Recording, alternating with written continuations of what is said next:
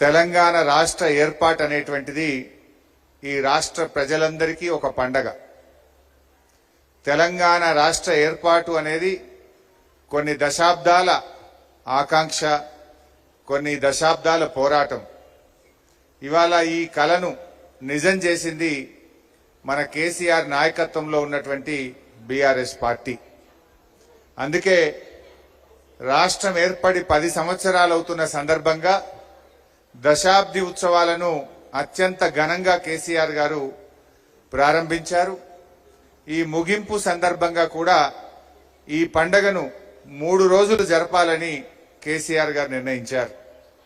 మొదటి రోజు gun park దగ్గర, అసెంబ్లీ ఎదురుగా గన్ పార్క్ దగ్గర అమరులకు మనందరం శ్రద్ధాంజలి ఘటించి నివాళులు అర్పించి, మరి గన్ పార్క్ దగ్గర అమరవీరుల స్తూపం దగ్గర మొదటి రోజు కార్యక్రమాన్ని అమరులను గుర్తు చేసుకుంటూ స్మరించుకుంటూ కార్యక్రమాన్ని చేసుకున్నాం. రెండవ రోజు నిన్న తెలంగాణ భవన్లో అద్భుతంగా ఇటు రాష్ట్ర వ్యాప్తంగా అటు తెలంగాణ భవన్లో జాతీయ జెండాను ఎగరవేసి మన ఉద్యమ జ్ఞాపకాలను నెమరవేసుకుంటూ 10 ఏళ్ల ప్రస్థానంలో సాధించిన ప్రగతిని అన్ని విషయాలు మాట్లాడుకొని నిన్న అటు హైదరాబాద్ తెలంగాణ భవన్లో అన్ని జిల్లాల్లో కూడా కార్యక్రమాలు జరిగాయి. మరి ఈరోజు మూడవ రోజు 33 జిల్లాల తెలంగాణలో అన్ని చోట్ల బీఆర్ఎస్ పార్టీ కార్యాలయాల్లో జాతీయ జెండా ఎగరేసుకొని, బీఆర్ఎస్ పార్టీ జెండా ఎగరేసుకొని మూడవ రోజు పండుగను ఇలా రాష్ట్ర వ్యాప్తంగా జరుపుకుంటూ ఉన్నాం.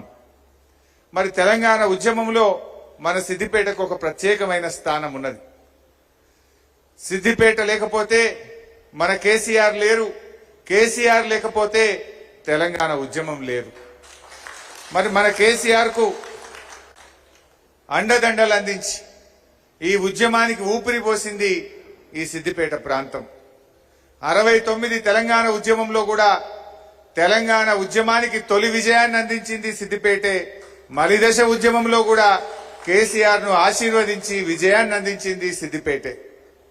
మరి నేను మిగతా విషయాలు లాస్ట్ లో మాట్లాడతాను, కానీ ఈ సందర్భంగా నాకేమనిపించిందంటే కేసీఆర్ గారికి వెన్నుదన్నుగా ఉండి, కేసీఆర్ గారికి మరి కుడి భుజంగా ఎడమ భుజంగా ఉద్యమములో ఆ రోజుల్లో అందరూ భయపడేటువంటి రోజుల్లో మరి కేసీఆర్ గారికి ఎంతో అద్భుతంగా ఈ సిద్దిపేట మట్టి బిడ్డలు, ఈ జిల్లా బిడ్డలు రాష్ట్ర స్థాయిలో ఉద్యమంలో కీలక పాత్ర పోషించినటువంటి వారిని ఇవాళ మనం గుర్తు చేసుకోవాలి, సన్మానించుకోవాలని అనుకున్నాం.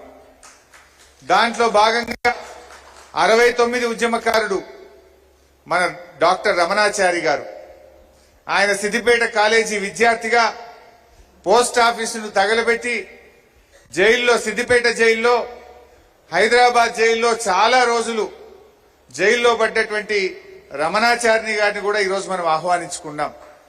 అయితే రమణాచారి గారికి మోకాలు ఆపరేషన్ అయి నడవలేని పరిస్థితుల్లో ఉన్నారు. వారికి కూడా సిద్దిపేట జిల్లాతో అవినాభావ సంబంధం ఉంది. సో వారికి కూడా ఈ సందర్భంగా రాలేకపోయినా ఈ సిద్దిపేట జిల్లా పక్షాన వారు చేసిన పోరాటాలను ఈ జిల్లా గుర్తు చేసుకుంటుంది.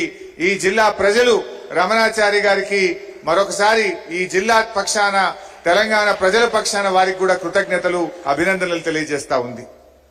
ఇక మన నందిని సిద్ధారెడ్డి గారు ఆ రోజుల్లో తెలంగాణ రచయితల వేదిక వ్యవస్థాపక అధ్యక్షులుగా రాష్ట్రంలో కవులను, కళాకారులను, రచయితలను ఒక తాటి మీదికి తెచ్చి తెలంగాణ ఉద్యమానికి నాగేటి సాళ్లల్లో నా తెలంగాణ అనేటువంటి పాటను అందించి ఉర్రూ తలూగించడంలో మరి మన నందిని సిద్ధారెడ్డి గారి పాత్ర మనందరికీ తెలుసు.